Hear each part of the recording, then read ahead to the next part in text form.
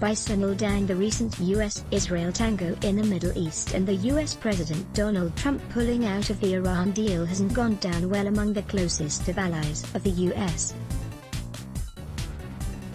The UK, France and Germany have condemned the US decision on Iran deal in a joint press release, citing, "The decision may tantamount to war."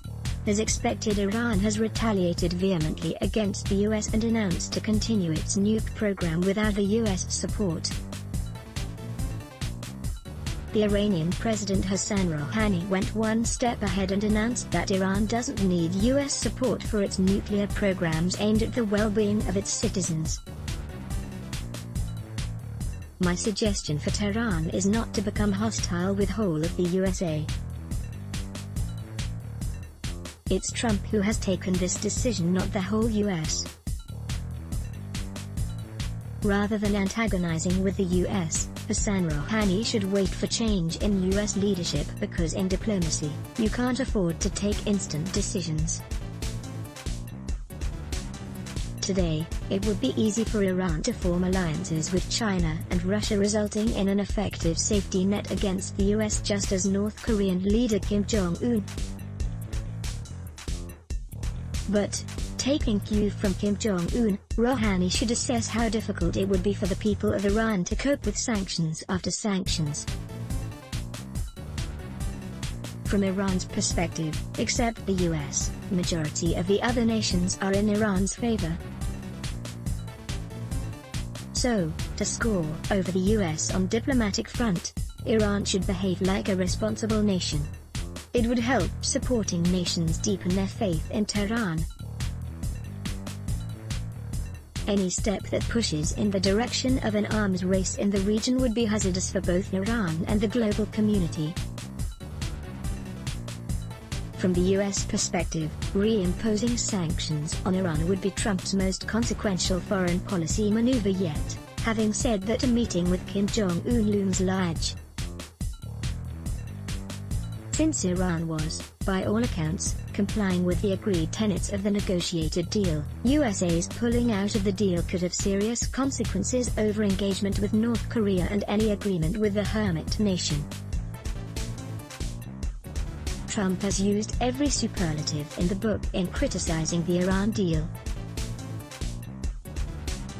If he wants to broker an agreement that would result in the denuclearization of North Korea, he's going to have to devise something even more advantageous for the US than the Iran deal.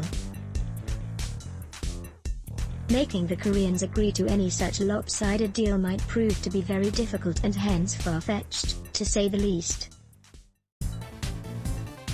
Apart from US-North Korea summit, the impact of this decision on world oil prices will be the immediately visible.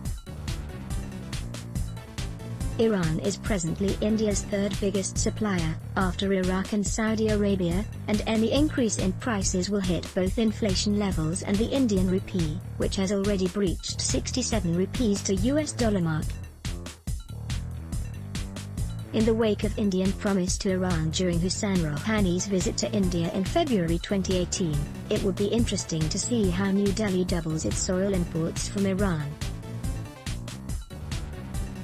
From India's perspective, it would also be important to see how Iran takes stands on Chabahar port and its proposed roadmap to India regarding Ashgabat port in the Baltic region. India's strategy over the last few years was to develop berths at the Shahid Beheshti port in Chabahar as a way to circumvent Pakistan's blocks on trade with Afghanistan. The new US sanctions could slow or even bring these plans to a halt depending on how strictly they are implemented. India has already committed about $85 million for Chabahar development, with plans for a total of $500 million to be invested in the port, while a railway line to Afghanistan could cost as much as $1.6 billion.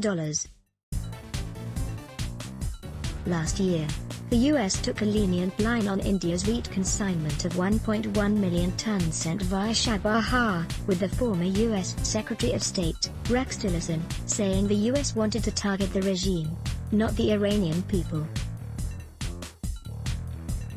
His replacement, Mike Pompeo, and the new U.S. National Security Advisor, John Bolton, have a much tougher line on Iran, and any further restrictions they place will make India's Shah plans more expensive or worse, even unviable.